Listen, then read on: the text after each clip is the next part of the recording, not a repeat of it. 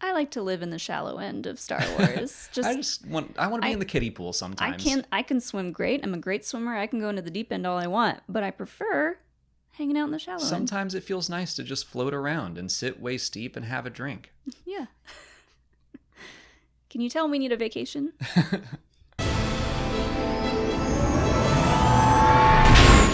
What's up, everyone, and welcome to the weekly Q&A. For our first question, Madman's Knowledge asks if Anakin is alive in the world between worlds or a Force ghost or something else. Andrew Desco wonders if he could actually be Darth Vader based on the music cue.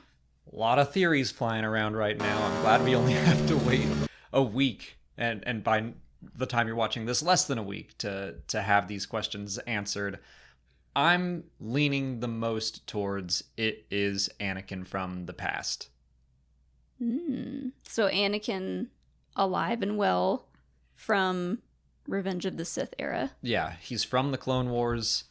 Somehow he wound up in the world between worlds.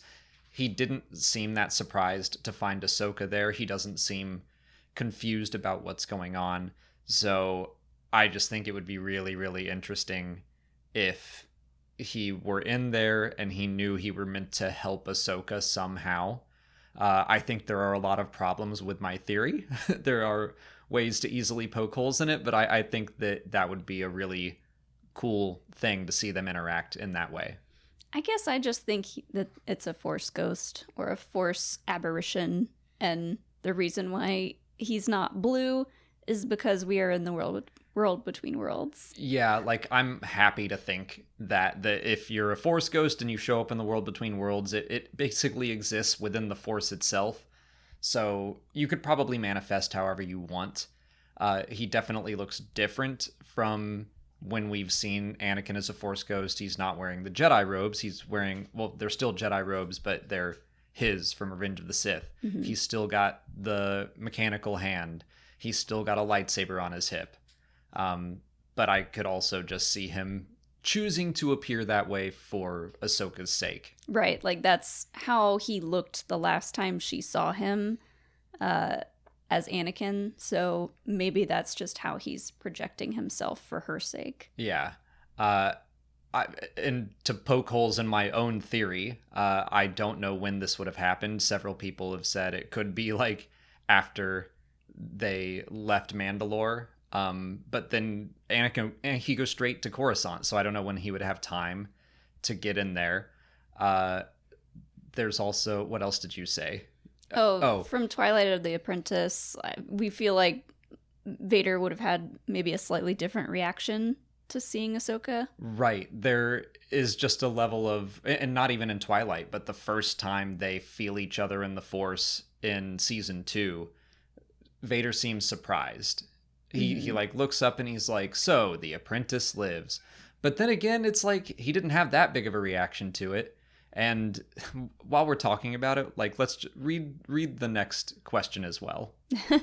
Lil God asks if Anakin seeing Ahsoka gives more significance to his line in Star Wars Rebels that it was foretold she would be on Malachor. And I totally forgot about that line. We just watched Rebels too, but yeah, Vader on Malachor seems like he was expecting her to be there, and he says something else like our long-awaited meeting has come at last. So maybe there's going to be something that happens in the world between worlds this time that makes Anakin think like, oh, we're going to see each other again. I don't think Anakin is going to get a sense of what's about to happen to him or what he's going to do, but there could be an element of that it addresses the fact that there could be some inconsistencies. They might smooth all that out. Yeah. I don't know. Well, okay, I was scanning to see if there was another question about the lightsaber, because a lot of people have said, well, that's Vader's lightsaber on his hip, but we think maybe it's not. I'm doing a short about that. It might be out by now, but when we were in the live stream, we basically pulled up the image, boosted the brightness and contrast, pulled up both of the lightsabers in question. I do not think it's Vader's lightsaber. I think it's just the way the lighting looks and that people are mistaking it. It does look different in the shot, but I think that's just because it's kind of lit weird. It's very dark. It's dark. The wherever the light direction is coming from, he's kind of blocking it with his robes on his arm or his like sleeve that he's got. So there's no light reflecting off of the top half of the saber, so it kind of doesn't look as pure silver. But looking at it a little bit closer, you can't see the black tip Right. that would make it Vader's lightsaber. So I definitely think it's his lightsaber. It's also too long, I think, to be Vader's lightsaber. I think it is Anakin, and I don't think they're trying to trick us. But to the point of the other question, there is the Imperial March that happens at the very end. So what's that about? I don't think this is an illusion or a trick. Again, my favorite theory right now is that it is Anakin, but we know what's going to happen to him. Ahsoka knows what's going to happen to him.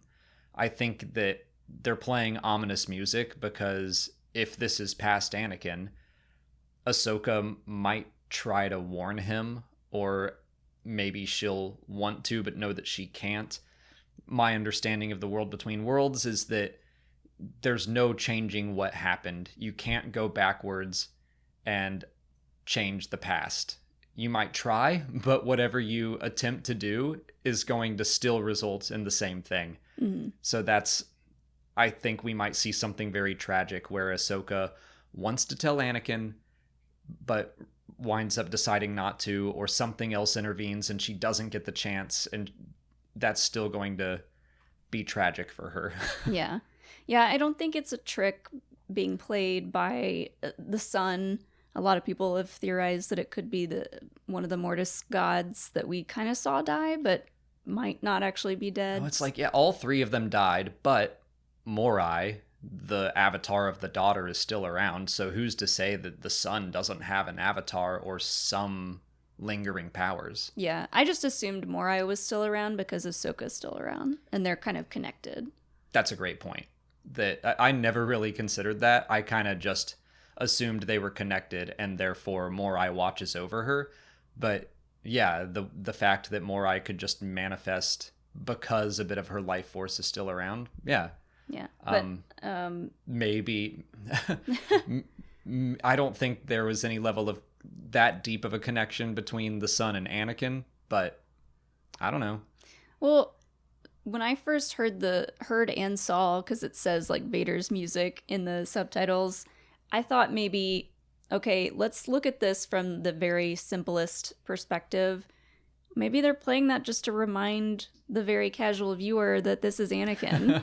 And that because like in the Clone Wars, there are tons of moments where we hear Vader's music while we're seeing Anakin do something. Like, it's not uncommon for that to happen. I think that's a good point too. You know, fans like my parents who did finally start watching it, but they know who Anakin is, they know the connection, but they might not immediately see Anakin and go like, oh yeah, that's Anakin Skywalker. They might need the reminder.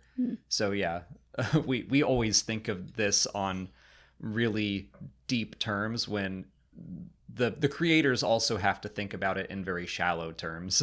Yeah. I like to live in the shallow end of Star Wars. I want to be in the kiddie pool sometimes. I can swim great. I'm a great swimmer. I can go into the deep end all I want, but I prefer hanging out in the shallow end. Sometimes it feels nice to just float around and sit waist deep and have a drink. Yeah. Can you tell we need a vacation? Elo Asti wants to know who else we might see through the World Between Worlds next week. So we got Anakin. Let's throw some other people in the mix. We Star Wars fans are so greedy. We already got Anakin, and I'm the same way. I would love to see more. That's great, but give me Obi-Wan. Give me some Clone Wars flashbacks. I still think it would be great to see them all in the armor in live action. Bring me Tamira Morrison. Yeah. I don't think we're going to actually see anyone else in the World Between Worlds with them, but like through portals or whatever. I would love to see Clone Wars or Rebels flashbacks, and yes, let's see live action Rex. But you made me think it would be funny if they just went around to portals and like pulled a bunch of people through. Like, let's just all hang and vibe for a little bit. Pull out all their friends. Yeah. Yeah. Can we all just chill for a minute? I think it would be cool to see a younger Ahsoka. I believe there have been rumors of that someone was cast to play a younger Ahsoka during the Clone Wars, just to give people who never watched the Clone Wars a little taste of their relationship back then. I think that would be powerful, fun to see, important for the series as well. Something that I'll just bring up quickly that I don't think is the case, but I think would be really cool is if we find out Ahsoka is seeing Anakin as he was the last time she saw him.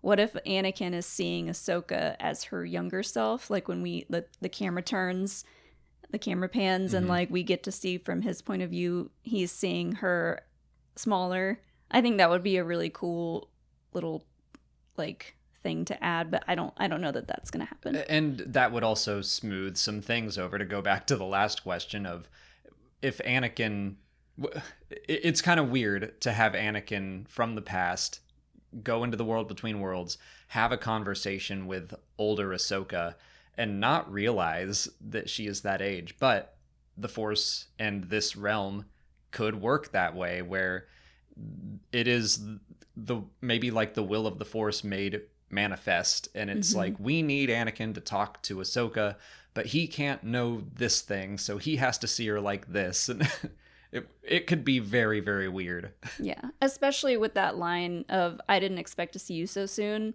If she looks exactly the same, it'll be like they just left hanging out with each other. Yeah. I wonder if they could pull that off and communicate it to the audience, but I think that makes sense and would be even more interesting in the scene. Yeah, I mean, I think we agree that in the world between worlds, it's going to look and feel however the Force wills it for that specific person. It might be a little bit different for everyone.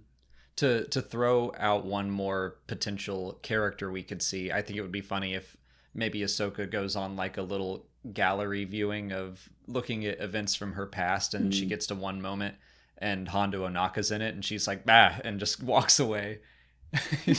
Just like 1 second of Hondo, and he's like, ha ha, and she's like, no, don't want to see it. Hard pass. I think they could easily do a scene from Mandalore, because they got all the suits of armor already.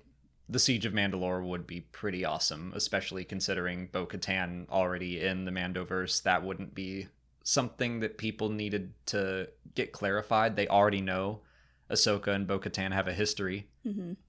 Yeah. Diabologist wants to know if Anakin will give Ahsoka any hints on defeating Thrawn since they met in the books. I don't think that's what this scene is going to be about. Nah. I don't know that Thrawn will even come up. Maybe he will, but maybe just quickly. I feel like they need to talk to each other just one-on-one, and she needs some closure with him not finishing her training and more along those lines. But I don't know that they're going to talk tactics for Thrawn. Right. I think it's going to be more about emotional closure and not what do I need to do to beat Thrawn for the future. That said, I will be pretty psyched if all that stuff gets acknowledged, because anytime the publishing world gets acknowledged in the shows, it feels great. So yeah, Anakin met Grand Admiral Thrawn back during the Clone Wars. Thrawn Alliances is that book if you want to read it. I just think that would be a lot to throw the audience. Like, we're already learning about the world between worlds. A lot of the audience is going to be seeing Ahsoka and Anakin for the first time as master and apprentice. So they're going to be wrapping their heads around that. And then to be like, also Anakin knows Thrawn and he has some tips on how to beat him. Like, I just think that's a lot for the episode to do. But maybe it'll be 2 hours long and they can pull it off. I think like something like a line from Anakin saying like, yeah, Thrawn's smart, but you're smarter. Sure. That might be the extent of what we get from Anakin talking about Thrawn. That's even a little acknowledgement would be cool, but I don't think they're really going to dive into it. Leftist Hominid asks if Sabine knows about the retaking of Mandalore. I'm going to guess no right now. There have been interviews where the actors said that this season, Ahsoka, takes place during season 3 of Mandalore, The Mandalorian. So the fact that they're kind of concurrent, and I don't even know if that's fully accurate. That's just, actors in an interview. But I'm going to assume that it hasn't happened yet, because I think that just fits for where Sabine is at emotionally right now. I agree. I feel like the retaking of Mandalore is just now happening, so they might be taking a little while to really like figure out, okay, how are we going to announce this and like tell people about this, or do we not even do that for a while? And that feels like a big deal. I would like to see Sabine learn about that and learn that they finally did retake Mandalore after the Empire's destruction and the death of her family, which we just found out about. But even if it has happened, I would understand why she would still be sad about it. Damien Vonderhaar wants to know what our favorite parts of DragonCon were, and Sarah Black asks what were our favorite Star Wars cosplays. I'll start with Sarah's question because I have an answer I really like that ties into Thrawn a little bit.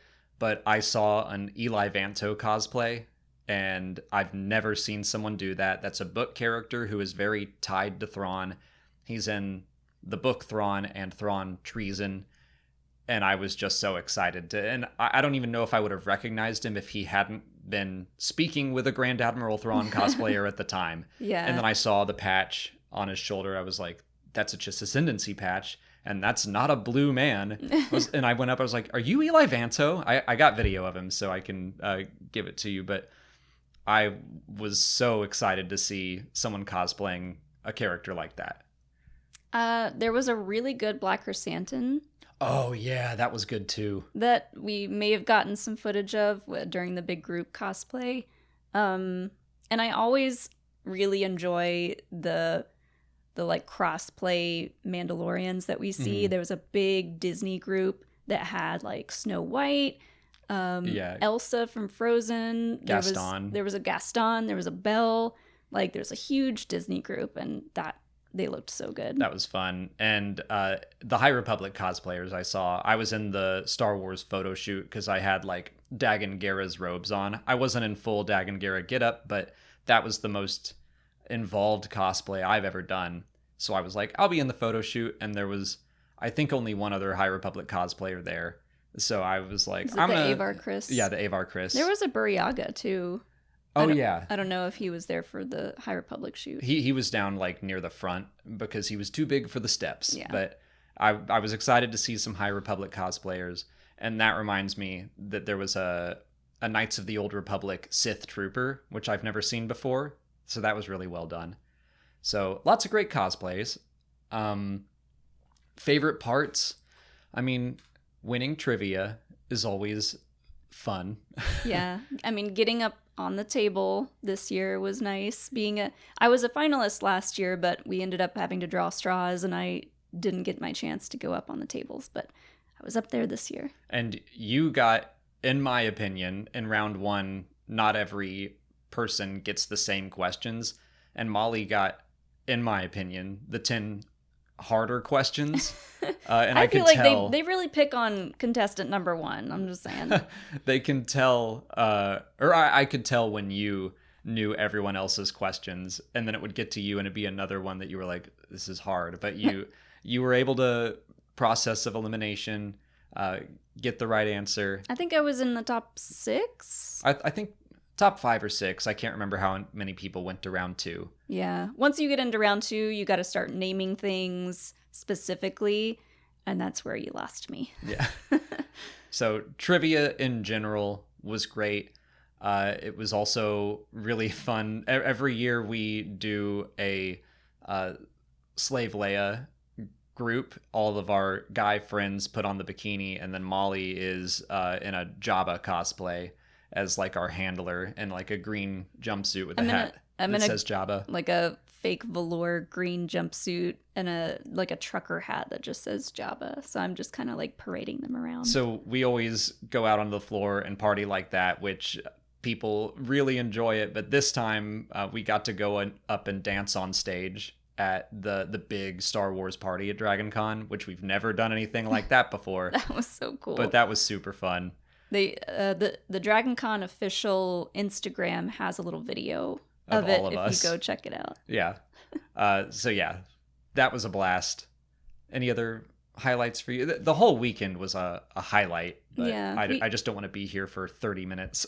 We had so many friends from out of town at this year. It was so fun to have them kind of like corralling with our other groups of friends. It was cool to have. We had Chase, That Gay Jedi.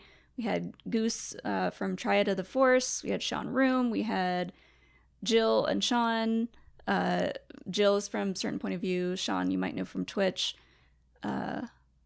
And then all our normal Atlanta friends. And then all of our normal Atlanta friends. That's and just... It was great. Not to drift too far away from Star Wars and into just like real life, but the older you get, the harder it is to corral all your friends into the same spot to just have fun. And that's why Dragon Con is so special to me, because it is like this one time a year that all of our close friends agree, Labor Day weekend, we're doing Dragon Con, we're going to see each other for 4 days straight, and we're going to party and have a blast and do dumb things. And I always walk away from it a little sad that it's over. More than a little sad. It does take longer and longer for us to recover from said weekend. So that's tough. That's true. It was worth it. Everything hurts now, but it was worth it. Yeah. DigiPen92 wants to know if the Jedi Order ever recruited from outside of the main galaxy. I'm going to guess no. I feel like we would have known about that by now if they had. It seems like it's a big deal to travel to other galaxies. I mean, certainly it's possible, and Hu Yang had records of intergalactic hyperspace routes from the Purgil migrations or whatever. So I think that it's possible Jedi traveled to other galaxies before, but I don't think they were out there to recruit. I think it was more exploration. Yeah, the current galaxy that they're in that we know, I think, is big enough for recruiting. And even then, like they can't make it to Tatooine apparently to recognize that, oh, there's this Anakin Skywalker kid. Yeah. But if anyone would know, it'd be Yoda, I guess. If anyone came from other galaxies, I feel like Yoda might know about it, but he's gonna probably keep that to himself. A secret it is. Agent W8728 asks if Baylan could be seeking the world between worlds to save the Jedi from Order 66. I think that's interesting. We did talk about, I think Ice brought it up on our live stream, the fact that Baylan might be seeking Ezra and not Thrawn. I think that has real potential because he doesn't seem that concerned with Thrawn. Shin is like, what happens when we find Thrawn? And he just says, power. Like, I think that he doesn't really care that Thrawn's going to return. He's like, that's just the consequence of what I'm after, but he doesn't want Thrawn. He might want Ezra because he might know about the world between worlds, and Ezra is, as far as he knows, the only person who's accessed it. Does he know that, though? Maybe. He seems to know a lot. Yeah, I'm like, what? How would he know about the world between worlds at all? There were, like, hints about it in the Jedi archives, I think. No. There were... censored. There were hints and writings. I wouldn't be surprised if he knew of it from the Jedi at some point. There were writings about it in the sacred texts, but I don't know. I could see that being the case, and I like that as motivation, that he's like, look, I'm going to do some bad, evil things in the name of the greater good. A fresh start. Bring the Jedi back, maybe. But he doesn't know that the world between worlds isn't going to work that way. I guess I feel like he might not be the biggest fan of how the Jedi were before, and that's why he wants a new start, a new beginning.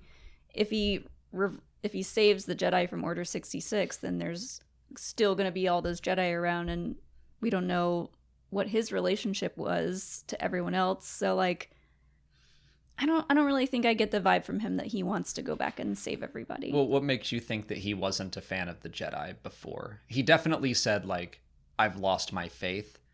But I guess him being sad that he might have to kill Ahsoka, or at least like dwelling on it a little bit. He's like, I'll do it, but I don't want to. I don't get the sense he hates the Jedi, I guess. No, but I guess it's because he says he's not a Jedi. And when it comes up that there are so few left, he doesn't say few of us left. Yeah, that's true. He just says there are so few left. Well, what a shame. Yeah. So, I don't know, something about that.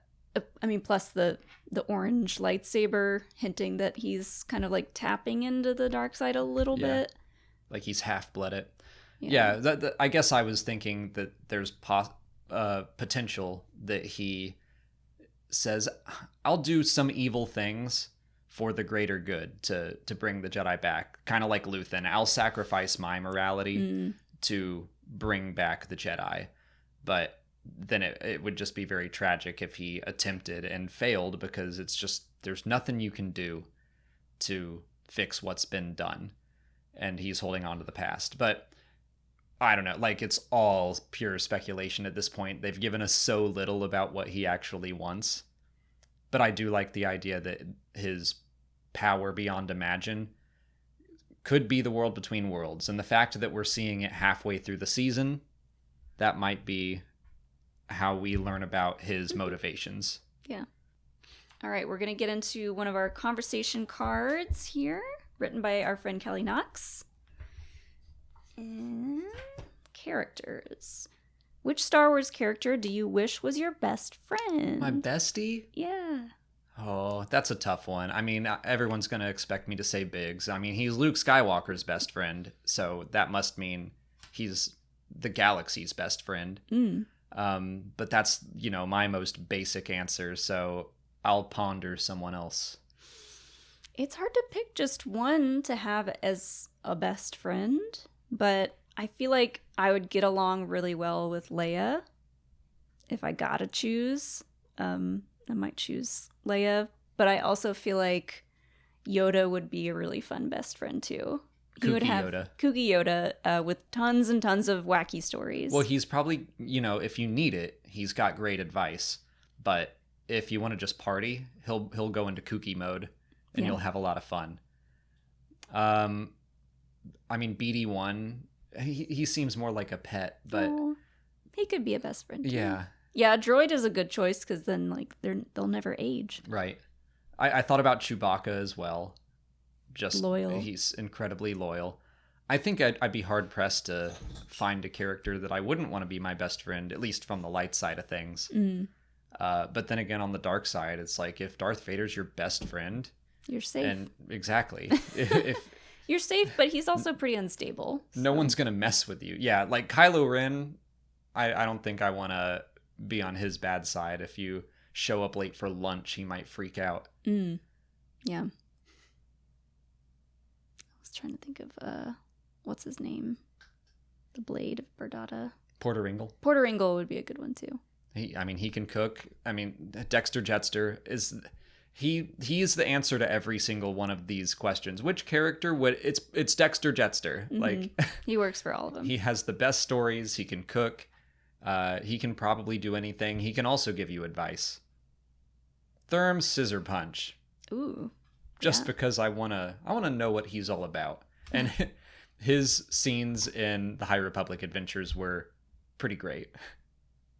That's all the time we have for questions today, but before we wrap up, we wanted to shout out our friend Zach and a project he's working on. You might know him from the Schmodown or as the person who beat me in DragonCon trivia back in 2018. He's raising funds for a short independent film called Pa, about a 75-year-old man who decides to join the movie business, becoming a PA on a horror movie set, which is a very physically demanding job. Zach wants to create a short film to use as a pitch for a full feature film someday. We're actually going to be in it with small parts playing actors in the horror film, and we're very expensive, so Zach started a crowdfunding campaign that we wanted to help him promote. The link to learn more about the short film and support it if you're interested is in the description. But that's it for today. If you haven't already, please like this video, subscribe to the channel, follow us on Twitter, Instagram, Facebook, and TikTok. And as always, thanks for watching, and may the Force be with you.